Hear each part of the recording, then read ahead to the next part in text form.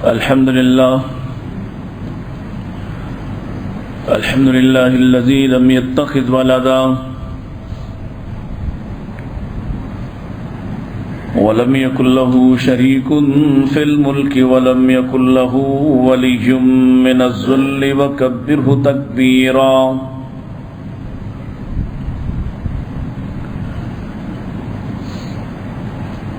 الحمد لله الذي علم بالأنعام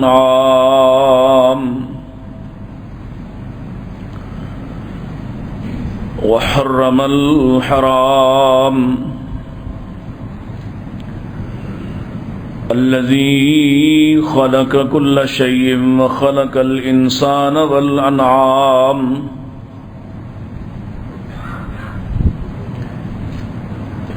والصلاة والسلام على أشرف الأنبياء وسيد الأنام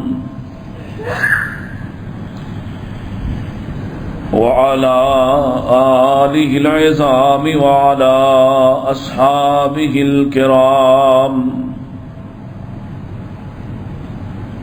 وعلى من اتبع الإسلام.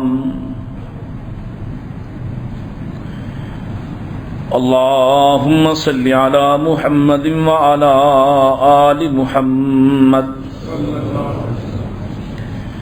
كما صليت على إبراهيم وعلى آل إبراهيم إنك حميد مجيد. اللهم بارك على محمد وعلى آل محمد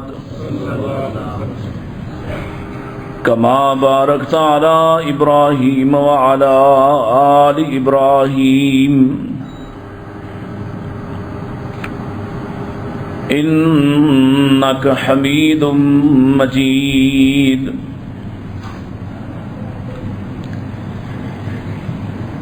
أعوذ بالله السميع العليم من الشيطان الرجيم. بسم الله الرحمن الرحيم. وَلَقَدْ خَلَقْنَاكُمْ ثُمَّ صَوَّرْنَاكُمْ ثُمَّ قُلْنَا لِلْمَلَائِكَةِ اسْجُدُوا لِآدَمَ فسجدوا إلا إبليس لم يكن من الساجدين. قال ما منعك ألا تسجد إذ أمرتك؟ قال أنا خير منه خلقتني من نار وخلقته من طين.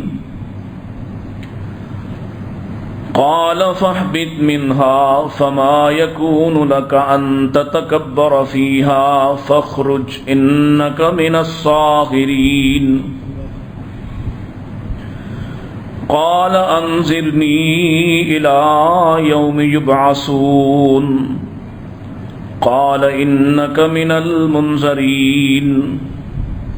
قال فبما أغويتني لأقعدن لهم صراطك المستقيم ثم لآتينهم من بين أيديهم ومن خلفهم وعن أيمانهم وعن شمائلهم ولا تجد أكثرهم شاكرين. قال الله تعالى في مقام آخر قل بفضل الله وبرحمته فبذلك فليفرحوا هو خير مما يجمعون. قال النبي صلى الله عليه وسلم إياكم والظن فإن الظن أكذب الحديث ولا تحسسوا ولا تجسسوا ولا تحاسدوا ولا تدابروا ولا تباغضوا وكونوا عباد الله إخوانا إن أحسن الحديث كتاب الله وخير الهدي هدي محمد صلى الله عليه وسلم وشر الأمور محدثاتها كل محدثة بدعة وكل بدعة ضلالة وكل ضلالة في النار.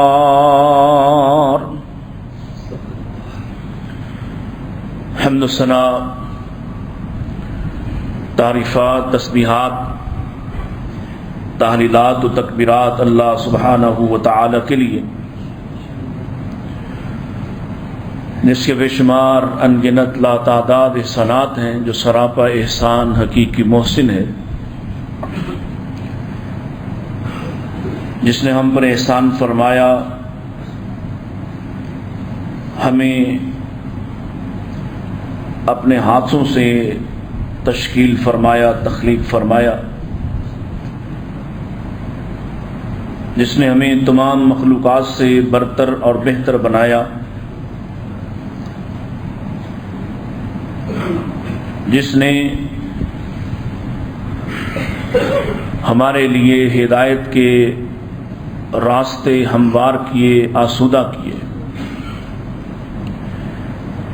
کہ جس کی توفیق کے بغیر، جس کی رحمت کے بغیر کوئی شخص بھی ہدایت حاصل نہیں کر سکتا.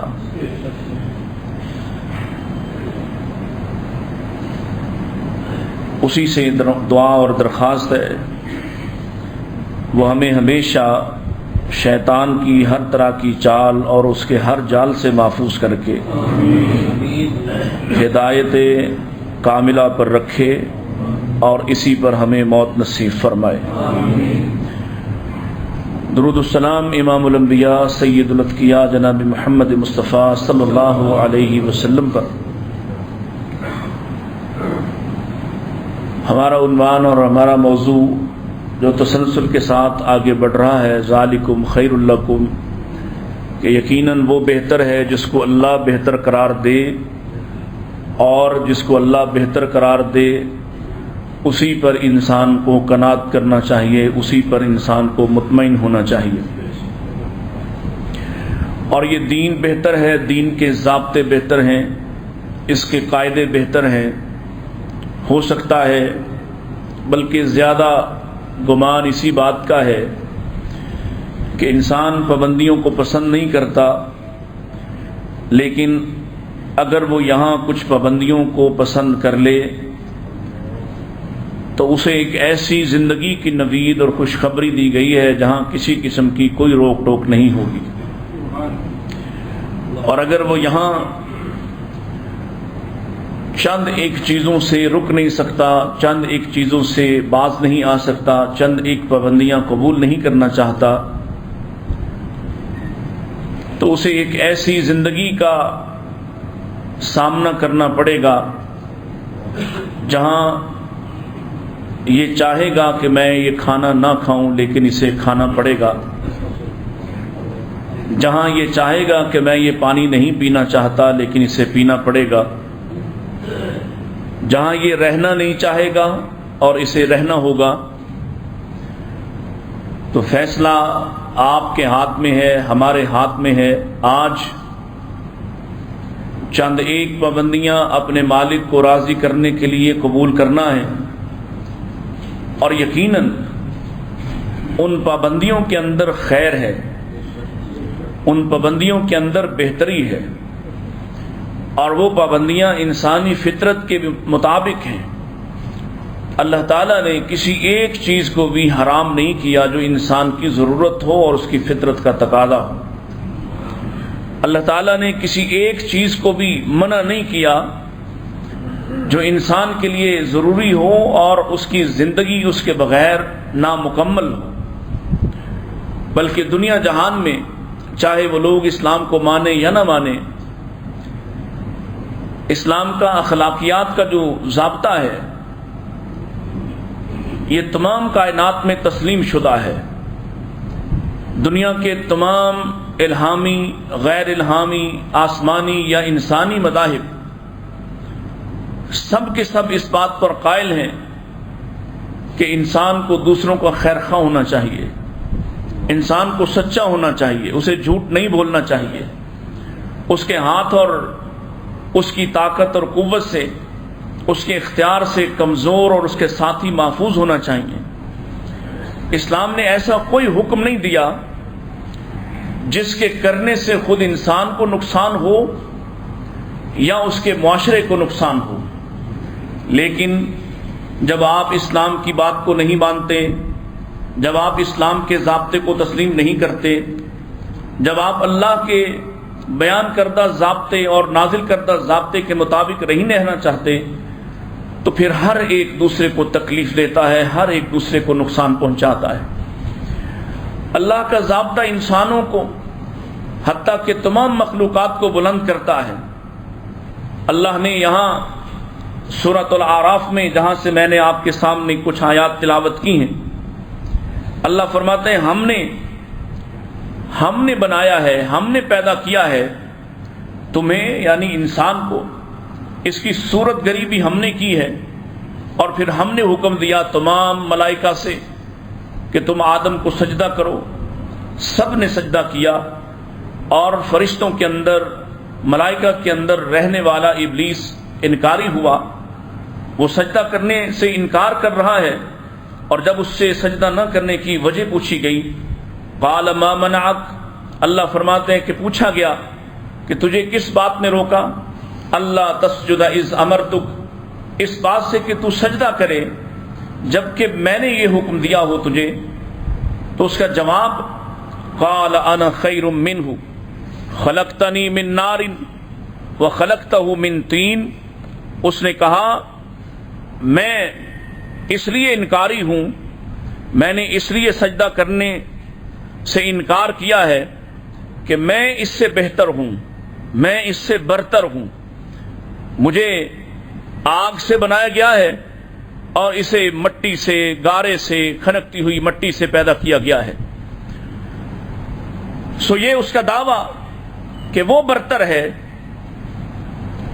اور اپنے آپ کو الفاظ دیکھیے،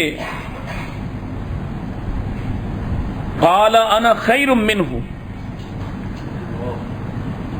اور آج کا یہ عنوان اور موضوع سمجھیے گا کہ ہم سب کسی نہ کسی طور آج اس بات کا شکار ہیں، ہم سب کسی نہ کسی طور اس بیماری کے مریض ہیں کہ ہم یہ سمجھتے ہیں میں بہتر ہوں، میں بہتر ہوں، میں اچھا ہوں، میں برتر ہوں۔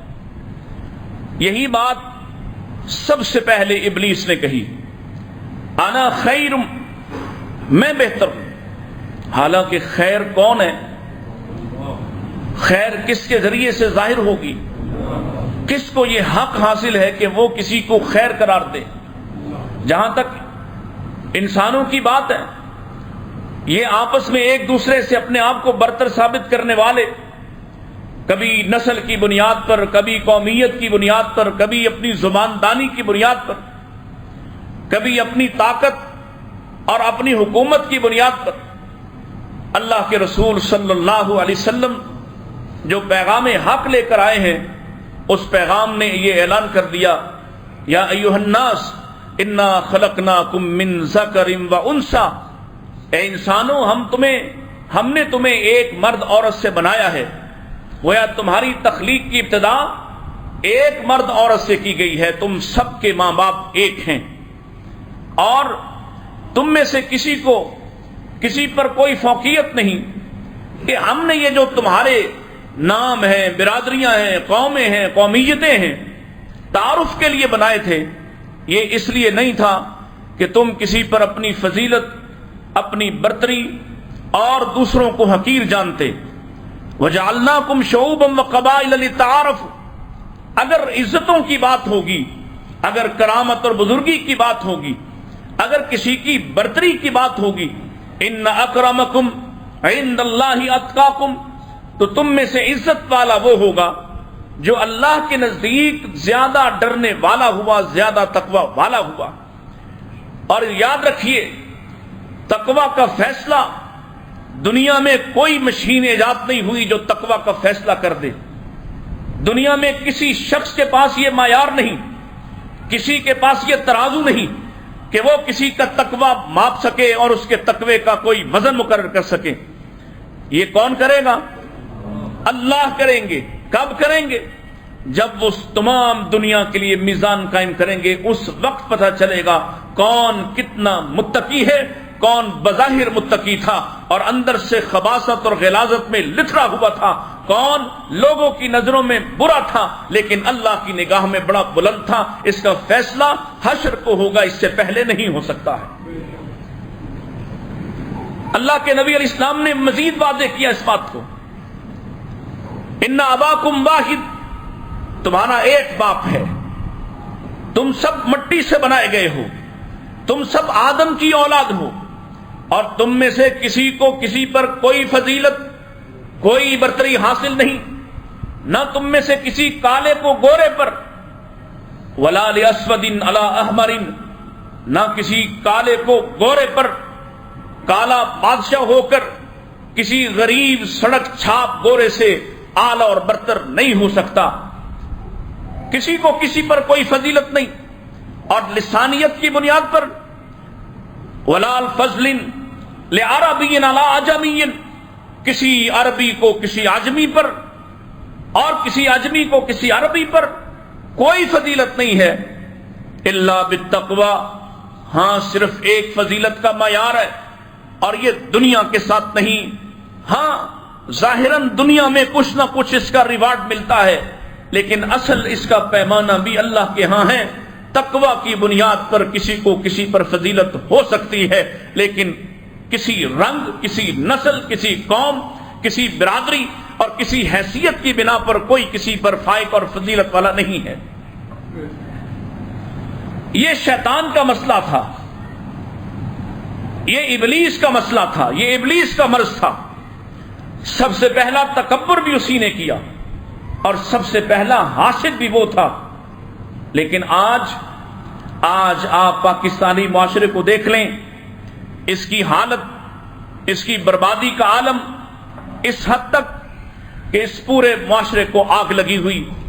ہر کوئی دوسرے کے بارے نفرت پھیلاتا، ہر کوئی دوسرے کو حقیر جانتا، ہر مذہبی طبقہ دوسرے مذہبی طبقے کو رگیدتا، ہر سیاسی نقطہ نظر رکھنے والا دوسرے کو حقیر اور کمتر جانتا، دوسرے کے خلاف بدزبانی کو رواج دیتا، دوسرے کی عزت کو اچھالنا اپنے لیے کار ثواب قرار دیتا، حتیٰ کہ اپنے سیاسی نظریات اور اپنے سیاسی نقطہ نظر کے لیے اسلامی اصطلاحات کا استعمال کرتا، جہاد جیسی باتوں کے ساتھ اس کو تعبیر کرتا، حق اور باطل کے فیصلے کرتا. اور سبب کیا ہے؟ دوسروں کے خلاف لوگوں کو مشتعل کرنا، دوسروں کے خلاف لوگوں کی عزتیں اچھالنے کے لیے ان کو آمادہ اور اکسانا. اور آج کی حالت یہ ہے، آج آپ کو اپنے وطن پر، اپنی معاشرت پر رحم نہیں آتا.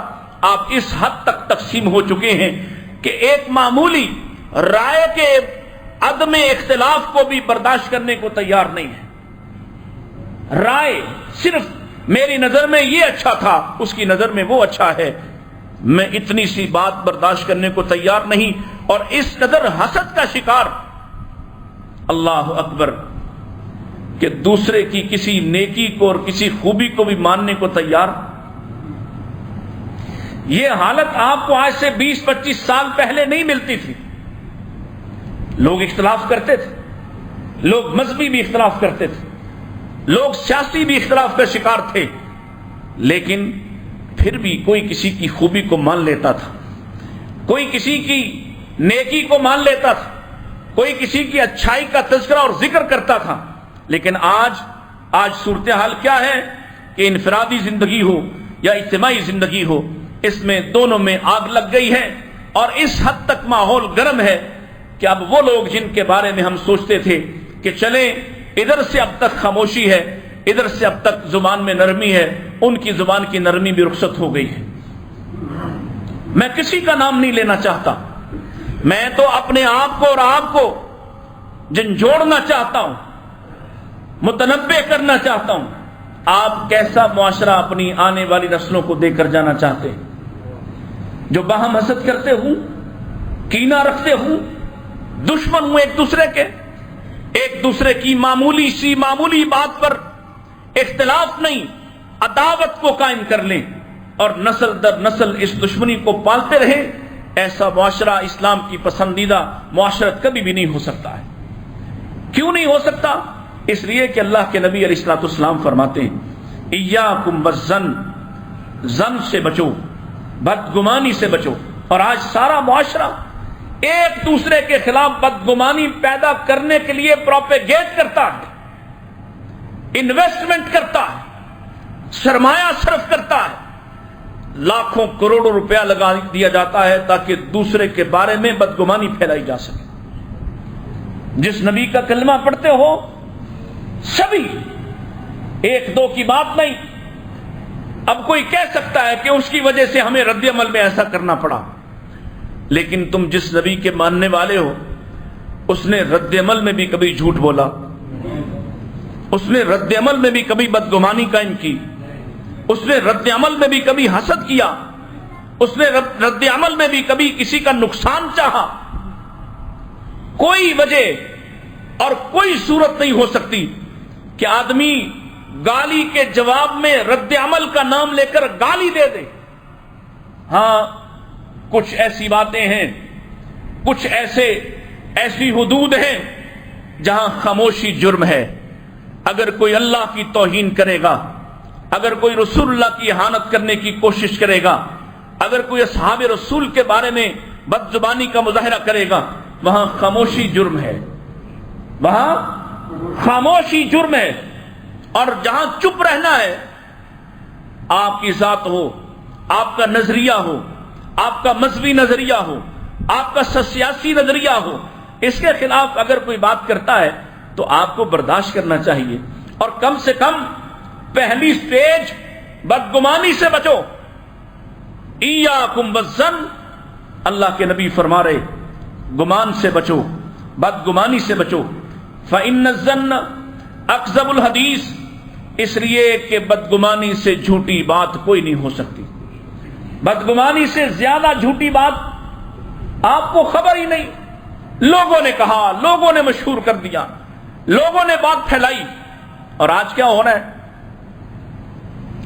کسی نے جھوٹ بنایا، آپ نے سنا، چونکہ آپ کے مخالف کے بارے ہے لہذا آپ متاثر ہوئے، آپ نے اس کو شیئر کیا، آپ نے خود اس کو پھیلانے میں معاونت شروع کر دی۔ پیارے نبی کیا فرماتے ہیں؟ اللہ اکبر صلی اللہ، آپ فرماتے ہیں کفا بالمرء کذبا ان یحدث بکل ما سمع، آدمی کے جھوٹا ہونے کے لیے اتنی بات ہی کافی ہے کہ ہر سنی سنائی بات کو بغیر کسی تحقیق سے گزارے اس کو آگے بیان کر دے، اس کو دوسروں تک پہنچا دے، اس بات کا فکر نہ کرے کہ یہ صحیح بھی ہے یا نہیں، میں صحیح ہوں یا غلط۔ اللہ اکبر!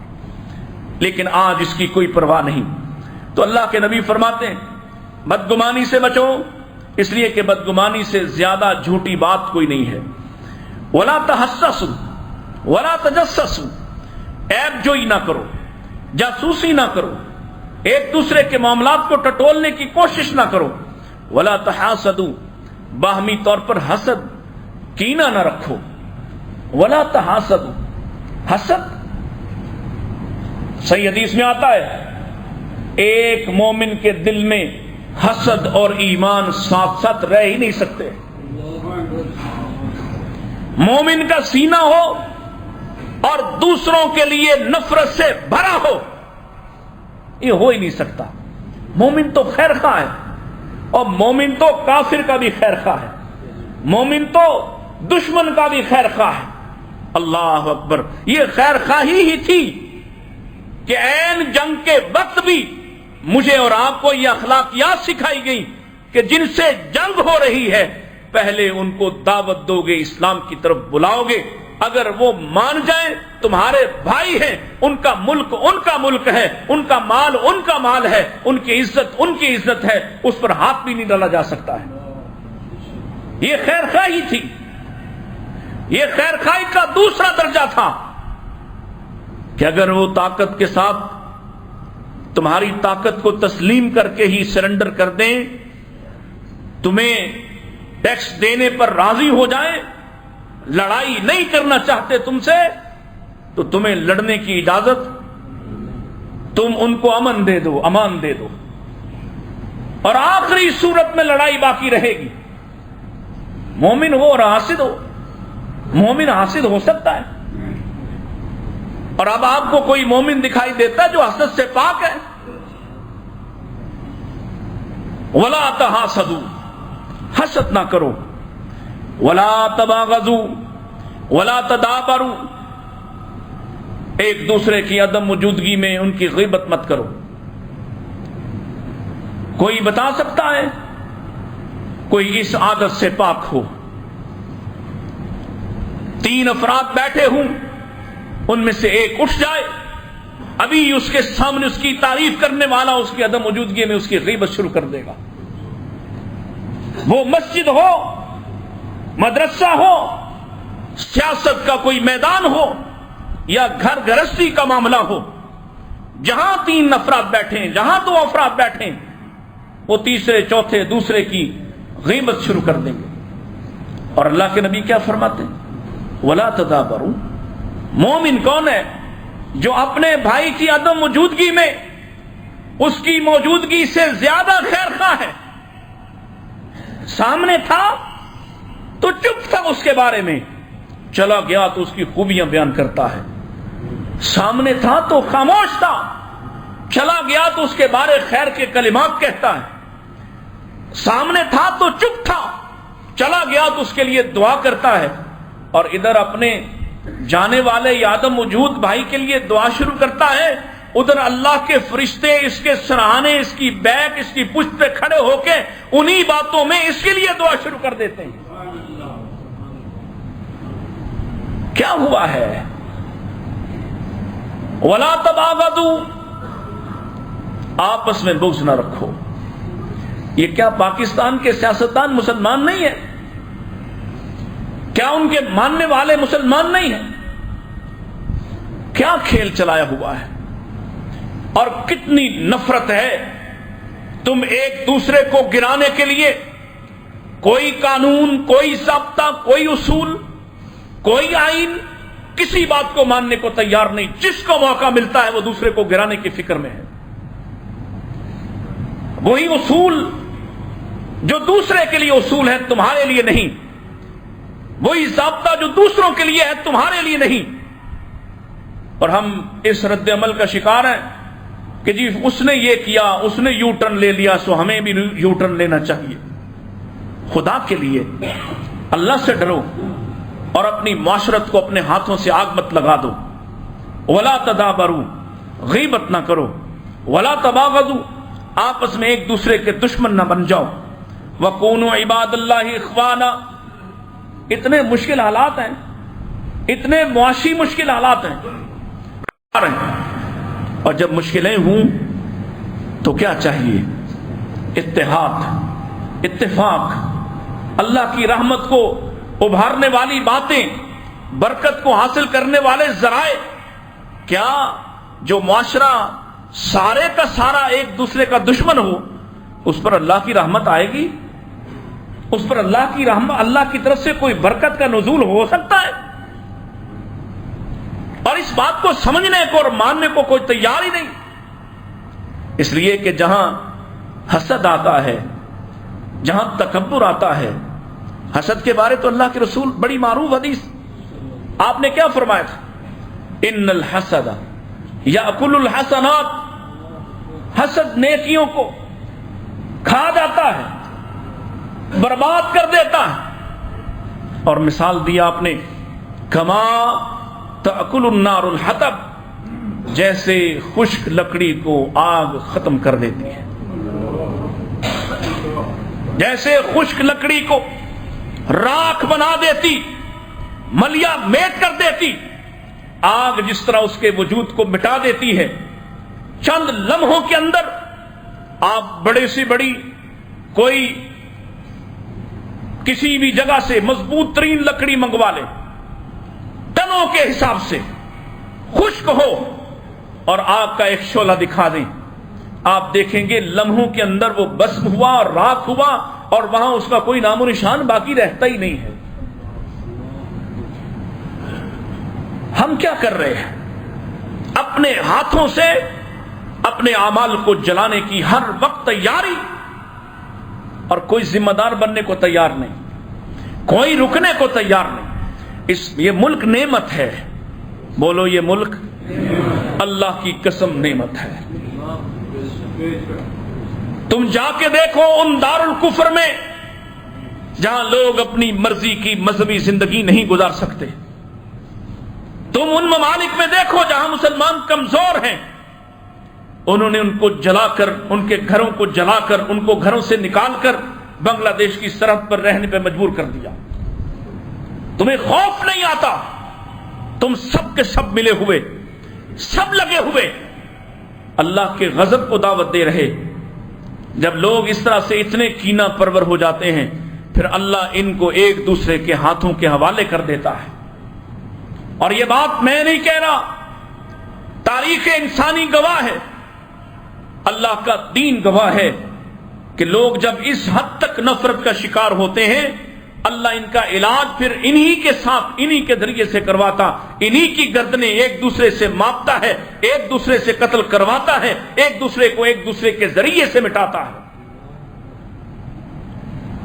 اور تمہارے نبی کی تو صرف ایک دعا نہیں مانی گئی جس کا تم شکار ہو، صرف ایک دعا. تمہارے کرتوتوں کی وجہ سے تمہارے چہرے سیاہ نہیں ہوئے،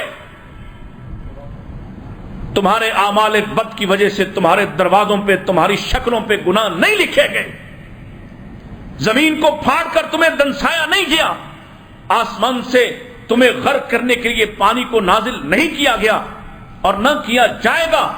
صرف ایک بات آپ کی نہ مانی گئی کہ اللہ یہ ایک دوسرے کو بھی قتل نہ کریں. اللہ کے نبی کو فرمایا گیا یہ بات آپ کی ہم تسلیم نہیں کر رہے اور اسی کا شکار ہوں گے. آئیے رسول اللہ صلی اللہ علیہ وسلم جن چیزوں سے منع کرتے ہیں، کیا ان منع کردہ چیزوں، باتوں، ان احکامات کے تابع یہ ہمارے حکمران طبقہ بھی ہے یا نہیں؟ اور آپ کو کیا کرنا چاہیے؟ شاید اس وقت ضروری ہو گیا کہ ان تمام سیاسی، نیم سیاسی، مذہبی سیاسی پارٹیوں سے اپنے آپ کو آدمی الگ کر لے، ان کی سپورٹ سے توبہ کر لے. اس لیے کہ اگر یہ باز نہیں آتے، کون داؤ پہ ہے؟ کس کی اولاد یہاں رہتی ہے؟ کس کو مسائل ہیں اگر پاکستان میں آگ لگتی ہے؟ ابھی پرسوں کی بات ہے، جھنگ میں ایک سابق نون لیگی ایم پی اے کو چند غنڈے اور گماشتے اس لیے مارتے ہیں کہ وہ نون لیگ کا سابقہ رکن ہے. تم کیا چاہتے ہو؟ لوگ ایک دوسرے کے گھر مسمار کر دیں؟ یہ معاشرہ برباد ہوگا تو تم سروں پہ حکومت کرو گے؟ اگر یہ لوگ ایک دوسرے کو قتل کر دیں تو تم ان کی میتوں پہ حکومت کیا کرو گے؟ لیکن کوئی سمجھنے کو تیار نہیں. اللہ کے رسول صلی اللہ علیہ وسلم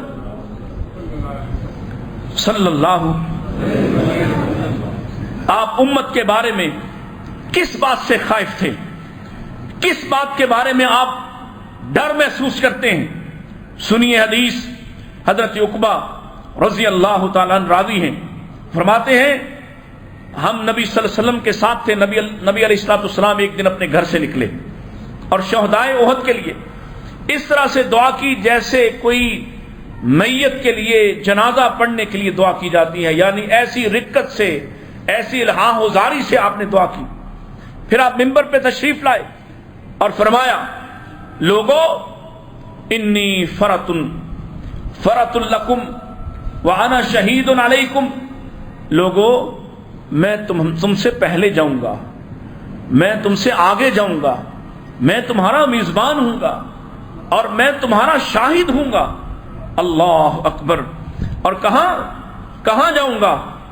آپ فرماتے ہیں واللہ میں اپنی آنکھوں سے اپنے حوض کو دیکھ رہا ہوں اس وقت، اور مجھے زمین کے خزانوں کی کنجیاں دے دی گئی ہیں، یا فرمایا کہ مجھے تمام زمین کی کنجیاں دے دی گئی ہیں، اور فرمایا وَإِنِّي وَاللَّهِ مَا أَخَافُ عَلَيْكُمْ، اور اللہ کی قسم ہے میں تم پر اس بات سے خائف نہیں، اس بات سے خوف میں مبتلا نہیں، ان تشرکوا بعدی، کہ تم میرے بعد سب کے سب شرک کرو گے، نہیں، مجھے اس کا ڈر نہیں ہے، مجھے یہ ڈر نہیں کہ تم سب شرک میں مبتلا ہو جاؤ گے میرے بعد، ولیکن اخاف علیکم ان تنافسوا فیہا، اللہ کی قسم میں اس بات سے ڈرتا ہوں کہ تم دنیا کے لالچ میں ایک دوسرے سے حسد کرو گے، جس بات کی وجہ سے اللہ کے نبی ڈر رہے ہوں اور بتلا رہے ہوں، وہ اتنی مہلک بات ہو کہ تمہارا نبی خوف زدہ ہو کہ میری امت اس وجہ سے برباد ہو جائے گی، اس بات کو شوق سے کرو، اس بات پر تمہیں کبھی تکلیف ہی نہ ہو، کبھی تم رک کر سوچو ہی نہ یہ لوگ مجھے کیوں لڑا رہے ہیں، یہ خان صاحب، یہ میاں صاحب، یہ فلاں صاحب، یہ کیوں مجھے استعمال کر رہے ہیں، کیوں مجھے میرے ہی محلے کے لوگوں کا دشمن بنا دیا ہے، کیوں کسی اختلاف پر، کسی سیاسی اختلاف پر میں اپنے قریبی رشتہ داروں سے منہ موڑ چکا ہوں، مجھے سوچنا تو چاہیے تھا، مجھے غور و فکر کرنا چاہیے تھا۔ باہمی نفرت اس حد پر، اس حد تک کہ اب ایک دوسرے کو جہنمی قرار دیتے ہیں، ایک دوسرے کو واجب القتل سمجھتے ہیں، ایک دوسرے پر کفر کے فتوے، سیاست کی بنیاد پر کفر کے فتوے لگاتے ہیں۔ اللہ کے رسول ڈر رہے کہ مجھے خوف ہے اس بات کا کہ تم شرک تو نہیں کرو گے، لیکن حسد کی وجہ سے تم اتنا حسد کرو گے دنیاوی معاملات میں کہ مجھے اس پر تم سے ڈر آتا ہے کہ کہیں تم برباد نہ ہو جاؤ۔ اسی طرح جس بات سے، ایک صورت تو یہ ہے کہ جس بات سے اللہ کے رسول ڈر رہے، اگر پوری دنیا کے سارے معاشروں کو دیکھا جائے تو جتنی نفرت اس وقت پاکستان میں ہے، اللہ کی قسم دنیا کے کسی کافر ملک میں بھی نہیں ہے۔ مانتے ہو یا نہیں؟ بعد آؤ گے یا نہیں؟ اپنی فکر تو کرو، کسی اور کی بات نہیں کریں گے۔ جتنی نفرت دنیا کا کوئی ملک، پڑھے لکھے لوگ تشریف فرمائیں، میرا ڈیٹا ٹھیک کر دیجئے، دنیا کا کوئی ملک، کوئی غیر مسلم ملک، کوئی کافر ملک بھی ایسا بتا دیجئے جہاں اتنی نفرت ہو جتنی نفرت میں اور آپ ایک دوسرے سے اب کرنے لگے ہیں۔ ہماری مثالیں دی جاتی ہیں، ہماری مثالیں دی جاتی ہیں، ہماری معیشت منفی ہے، ہمارے حالات، سیاسی حالات، دنیا کا کوئی ملک ہم پر اعتبار کرنے کو تیار نہیں، لیکن کسی کو پرواہ ہی نہیں۔ اور سبب کیا ہے؟ یہ حسد اور یہ تکبر۔ انا خیر من، یہ زوم، میں اچھا ہوں، میں بہتر ہوں، میں حق پر ہوں، میری سوچ بہتر ہے، صرف میں ہی میں ہوں، یہ میں ہی میں، اتنا تکبر یہ کس کا خاصہ ہے؟ انسان کا خاصہ نہیں ہے، مومن کا خاصہ نہیں ہے۔ کہا تھا اس نے انا ربکم الاعلی، تو علاج کس سے ہوا؟ اللہ ایسے اپنے آپ کو، صرف خود کو ہی حق سمجھنے والے، ان کا علاج پھر اللہ کلی طور پر بربادی سے کرتا ہے۔ ہم شامل نہیں اس میں آج کہ پہلے ایک آدمی تھا، اب مقابلے پر دوسرے لوگ بھی ایسے ہی کہتے ہیں، ایک جیسی زبان بولتے ہیں، ایک جیسے رویے اختیار کر لیے، اور سب کو یہ زوم ہے کہ ان سے اچھا کوئی نہیں، اور ہم سب عوام اس کلب میں تقسیم ہو چکے۔ ایک ہے جو خان صاحب کو نبیوں سے بھی کہیں آگے مانتا ہے، دوسرا جو میاں صاحب کو بھی کوئی کمتر ماننے کو تیار نہیں، تیسرا ہے کوئی اور، چوتھا کوئی اور اتنے تقسیم در تقسیم حلقے ہیں کہ کوئی دوسرے کی خوبی ماننے کو تیار نہیں ہے۔ یہی مسئلہ ہے، اسی سے حسد جنم لیتا ہے اور اسی سے تکبر. کیوں کہ اللہ کے رسول علیہ الصلوۃ والسلام کا ارشاد گرامی صحیح مسلم آپ فرماتے ہیں وَلَكِنَّ الْكِبْرَ مَنْ بَطَرَ الْحَقَّ وَغَمَطَ النَّاسَ. اصل میں کبر تکبر ہوتا کیا ہے کہ جب آدمی حق کو قبول نہیں کرتا، حق کو پس پش ڈال دیتا ہے اور دوسرے لوگوں کو حقیر جانتا ہے. دوسرے لوگوں کو سچ بتاؤ جان رہے یا نہیں؟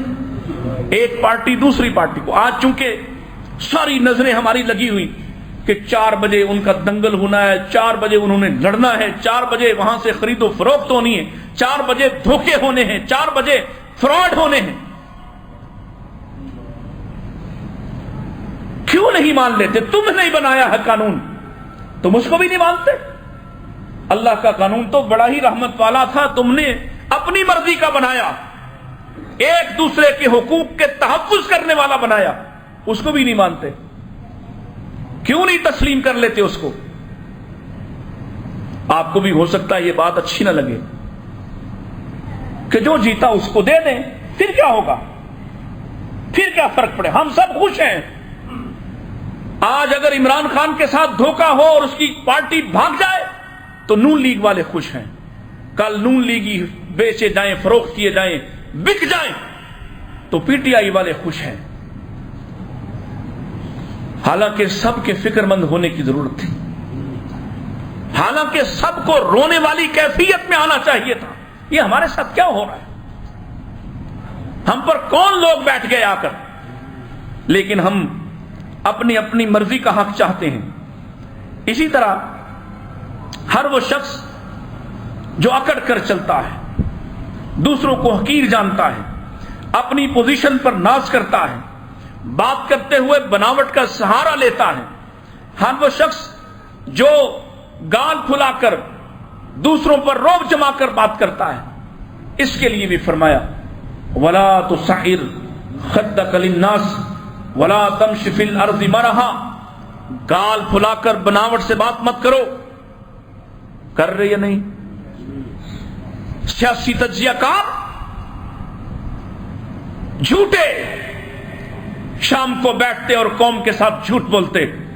جس نے جدھر سے لفافہ پکڑا ہو ادھر کی بات کرتا، جھوٹ بولتے، رائے کو تقسیم کرتے. وَلَا تَمْشِ فِي الْأَرْضِ مَرَحًا، اکڑ اکڑ کر زمین پر چلتے. جبکہ اللہ فرما رہا ہے ان اللہ لا يحب كل مختال فخور.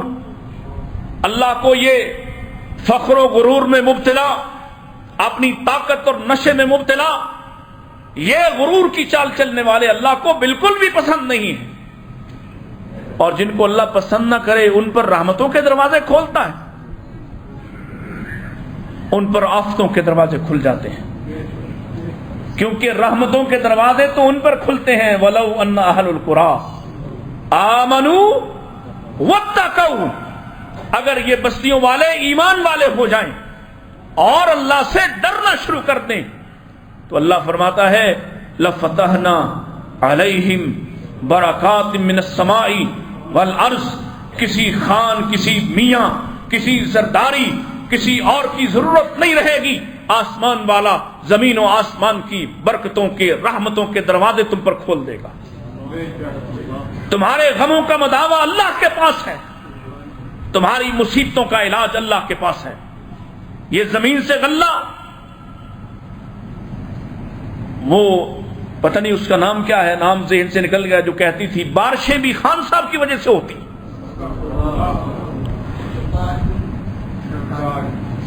شرم آنی چاہیے ایسے لوگوں کو. بارشیں کس کے حکم سے ہوتی؟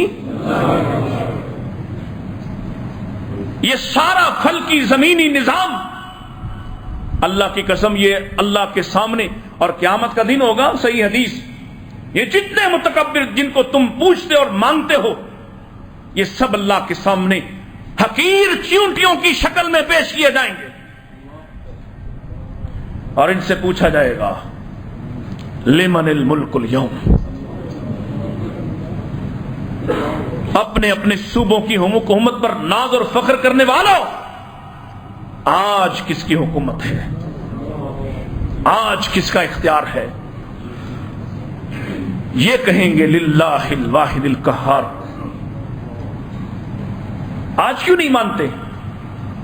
نبی کریم علیہ الصلوۃ والسلام کا فرمان سن لیجئے، اس کا کچھ حصہ میں نے آپ کے لیے منتخب کیا ہے، چونکہ اس کی سند پر کچھ اعتراض ہے، غریب حدیث ہے، اس کو آپ قول مان لیں کسی کا، اس صحابیہ کا جس کے نام سے منسوب ہے اسماء بنت امیس، ان کا قول مان لیں، نبی علیہ السلام کی حدیث نہ بھی مانے تب بھی یہ بات غور طلب ہے۔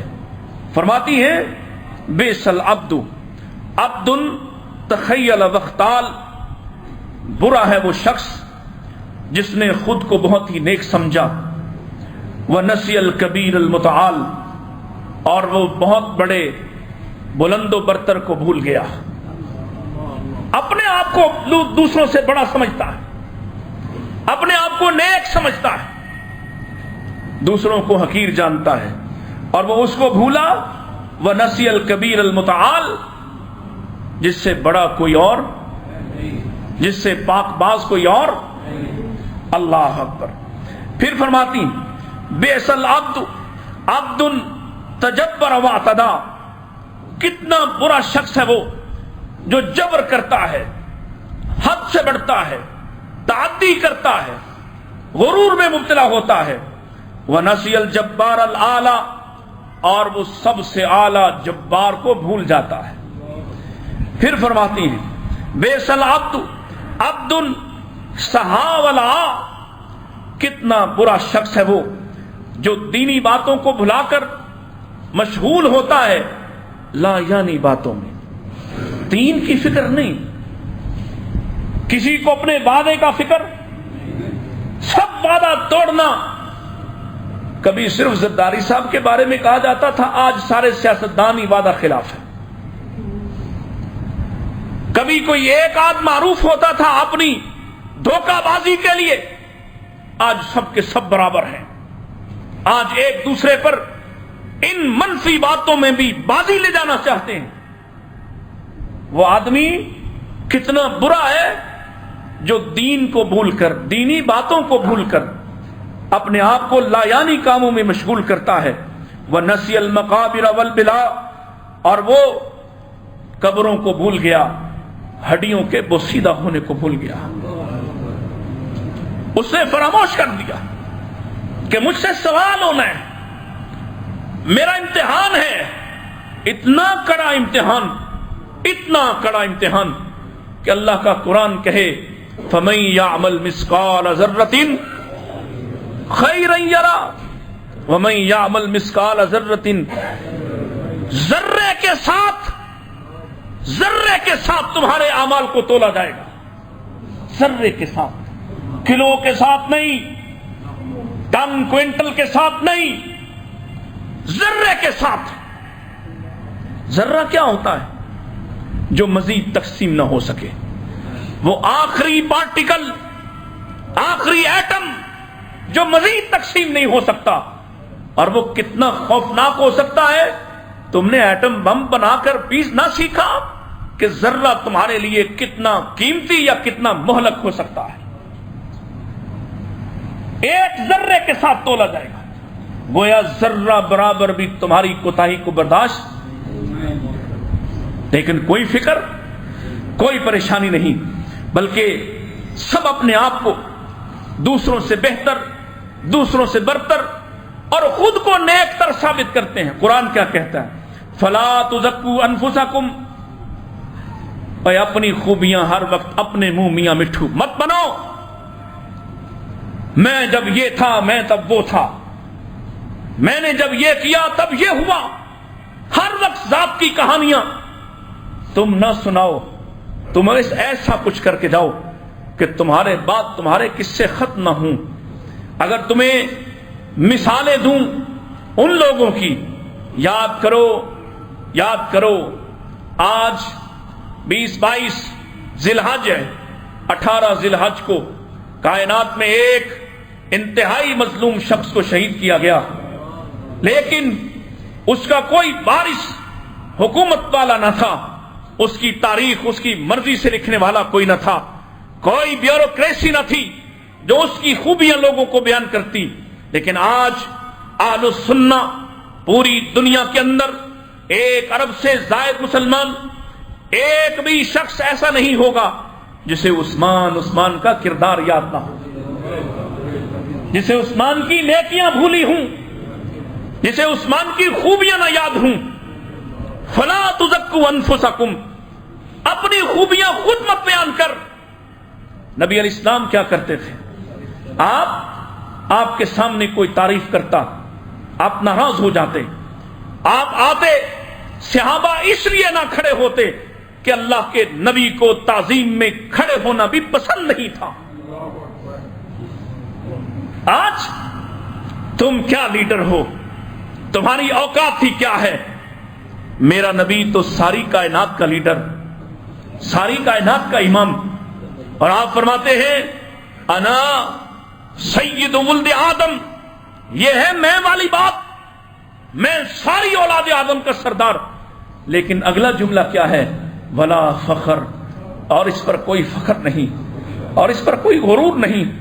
آپ فرماتے ہیں میں اس نسل سے ہوں جس میں کوئی ایک بھی بے نکاح اولاد نہیں. تو کوئی تم میں سے ایسی ضمانت دے سکتا ہے کہ اس کے باپ دادا میں کوئی زانی نہ ہو؟ محمد رسول اللہ صلی اللہ علیہ وسلم ضمانت دے رہے، لیکن ساتھ کیا کہہ رہے؟ ولا فخر. آپ فرما رہے انا اول من ينشق، سب سے پہلا کھڑے ہونے والا، قبریں جب پھاڑی جائیں گی سب سے پہلا کھڑے میں ہوں گا. لیکن ولا فخر، اور کوئی فخر نہیں ہے. آپ فرماتے ہیں میں ہوں سب سے پہلا جس کی سفارش کو قبول کیا جائے گا، میں ہوں سب سے پہلا جس کو بولنے کی اجازت ملے گی. لیکن کوئی فخر، میں ہوں سب سے پہلا جو جنت میں داخل ہوگا. ولا فخر، اور کوئی غرور، کوئی فخر. اللہ اکبر. تم سوچتے ہی نہیں اسی نبی کوئی اور ہوتا ہمارا کیا دکھ ہے. کل کا کلنٹن، آج کا جو بائیڈن، جتنا مرضی مغرور ہو جائے، ہمیں کیا تکلیف ہے؟ ہمیں پتا ہے ان سب فرعونوں کو اللہ کے سامنے عاجز ہونا پڑے گا. ہم تو تمہارے بارے میں فکر مند ہیں، جو نام کے بھی مسلمان ہیں تو پھر بھی ہمیں پریشانی ہے. تم نے اپنی قوم کو مغرور بنا دیا، متکبر بنا دیا، حاسد بنا دیا، متدابر بنا دیا، متباغض بنا دیا، ہر وقت دوسروں کا بغض رکھنے والے، کینہ پالنے والے، نفرت کرنے والے. جو قوم آپس میں جن کو کہاں یہ جا رہا ہے المسلم اخو المسلم، المسلم، اور پڑھ تو لو، اتنا تو مان لو تمہیں کہاں کیا ہے. المسلم اخو المسلم، مسلمان کا بھائی ہے.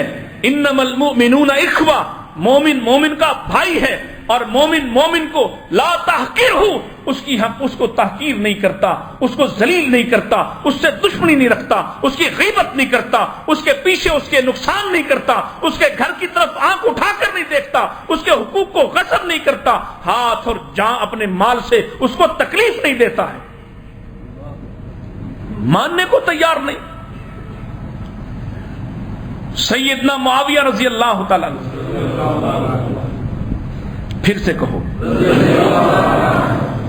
اختلاف ہوتا ہے نا، اختلاف ہوتا ہے تو اختلاف میں لوگوں کا رویہ کیسا ہونا چاہیے، یہ معاویہ اور علی سے سیکھنا چاہیے رضی اللہ عنہما.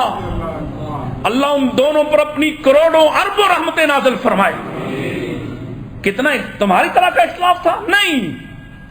جنگیں ہو گئیں، لڑائی ہو گئی، بندے مارے گئے، دونوں طرف سے مسلمان قتل ہوئے، شہید ہو گئے. اتنا شدید اختلاف تمہارا تو بھی نہیں ہوا اتنا شدید. ہاں تم پیدا کرنا چاہتے ہو نفرت کی بنیاد پر. اتنا شدید اختلاف ہوا، لیکن کوئی آپ میں سے، اور اس میڈیا کے ذریعے جہاں تک میری بات جا رہی ہے سب کو چیلنج ہے، کوئی ایک جملہ، کوئی ایک لفظ، کوئی ایک بری بات، کوئی ایک غصے سے بھری ہوئی بات، ایک دوسرے کی بدتعریفی، ایک دوسرے کے محاسن کے خلاف بات، ایک دوسرے کو ذلیل کرنے والی کوئی بات ہرگز نہیں۔ 4 ساڑھے 4 سال شدید اختلاف رہا، جنگیں ہو گئیں، لڑائیاں ہو گئیں، لیکن ایک دوسرے کے بارے میں ایک جملہ بھی تم دکھا نہیں سکتے کہ معاویہ نے علی کے بارے کہا ہو یا علی نے معاویہ کے بارے کہا ہو۔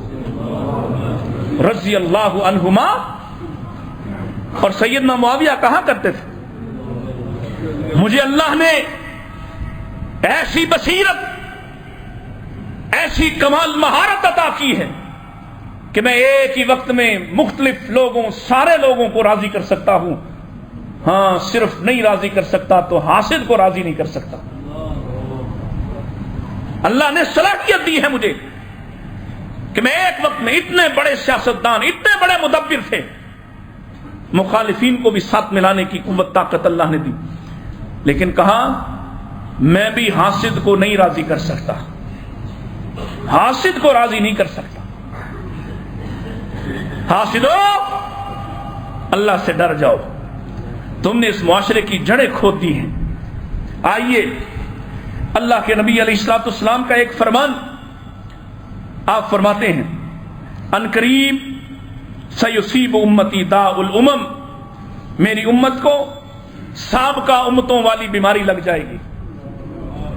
اللہ اکبر، ہمارے سینے نہیں پھٹتے ہیں، نبی کی سچی باتیں سن کر بھی ہم رکنے کو تیار نہیں۔ سیصیب، ان قریب ایسا ہوگا، امتی، میری امت کو داء الامم، بیماری لگ جائے گی سابقہ امتوں والی۔ پوچھا صحابہ نے وما داء الامم، اللہ کے رسول وہ بیماری کیا ہے؟ فرمایا الاشر، ناشکری، والبطر، سرکشی، والتکاثر، زیادہ مال کمانے چھیننے کی ہوس، والتنافس فی الدنیا، دنیاوی معاملات میں ایک دوسرے پر غلبہ پانے کی خواہش، والتباغض، ایک دوسرے کا بغض، والتحاسد، ایک دوسرے کا حسد، حتیٰ یکون البغی، حتیٰ کہ نوبت ظلم تک پہنچ جائے گی، یہ ایک دوسرے پر ظلم کریں گے۔ اور آخری بات، کان کھول کر سن لیں، آپ بھی اور آپ کے سربراہان بھی، آپ بھی اور ان کے بھی جن کو آپ اپنا سب سے بڑا امام مانتے آج کل، ہم آپ کو رسول اللہ کی بات سنانے لگے، یہاں لوگوں کو لوگوں کے ساتھ لڑوانے کی پلاننگ کی جاتی، ایک دوسری سیاسی جماعت کو رگیدنے کی کوشش کی جاتی، لوگوں کو مشتعل کیا جاتا، لوگوں کو ٹریننگ دی جا رہی، کیسے تم نون لیگ والوں کو، وہ پی ٹی آئی والوں کو، وہ اس کے منہ پہ جوتا مارے، وہ اس کے منہ پہ جوتا مارے، کر رہے یا نہیں؟ تم جس نبی کو مانتے ہو اس کا فرمان سن لو۔ آپ فرماتے ہیں نہا رسول اللہ صلی اللہ علیہ وسلم عن التحریش بین البہائم، اللہ کے نبی نے منع فرمایا جانوروں کو بھی آپس میں بھڑکانے سے، کتے کو کتے سے لڑانے کے لیے بھڑکانا، مرغے کو مرغے سے لڑانے کے لیے بھڑکانا، اکسانا۔ تمہارے نبی منع کریں اور تم انسانوں کو انسانوں سے لڑانے کی پلاننگ کرو، تم کہو پھینٹا لگا دیں گے، تم کہو آج ہم سب کو نکال کر ماریں گے، تم غنڈے تیار کرو، لوگوں کو مشتعل کر کے ان کے سیاسی نقطہ نظر کو لے کر اپنے حق میں ہونے کے لیے دوسروں کا عرصہ حیات تنگ کرنا چاہو، نبی پاک کا فرمان اپنے سامنے رکھو، جس نبی نے انسانوں نہیں جانوروں کو لڑانے کے لیے اکسانا منع کیا ہو، اس نبی کی امت اور اس نبی کی امت کے چند نام نہاد لیڈرز وہ اتنی نفرت پر تل بیٹھیں کہ وہ لوگوں کو جینے کا حق نہ دینا چاہیں ایک دوسرے کے خلاف، اور آپ عوام الناس اور تم سمجھ جاؤ اس نفرت کے کھیل کو۔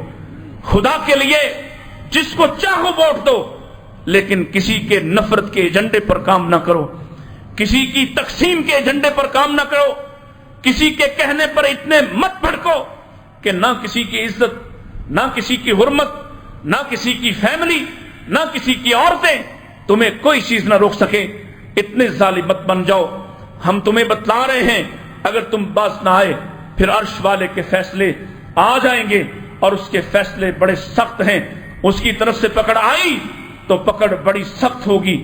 اللہ مجھے اور آپ کو محفوظ رکھے اور ہمیں ایک دوسرے کا خیر خواہ بنا دے، اس ملک کی حفاظت فرمائے، اس ملک میں نفرت پھیلانے والوں کو اس ملک سے دور فرما دے۔ اللہ ایسے حکمران، ایسے سربراہ عطا فرما جو باہمی محبت سے اس مشکل وقت میں امت کو اور قوم کو بہتر رہنمائی فراہم کر سکیں۔ وآخر دعوانا ان الحمد للہ رب العالمین۔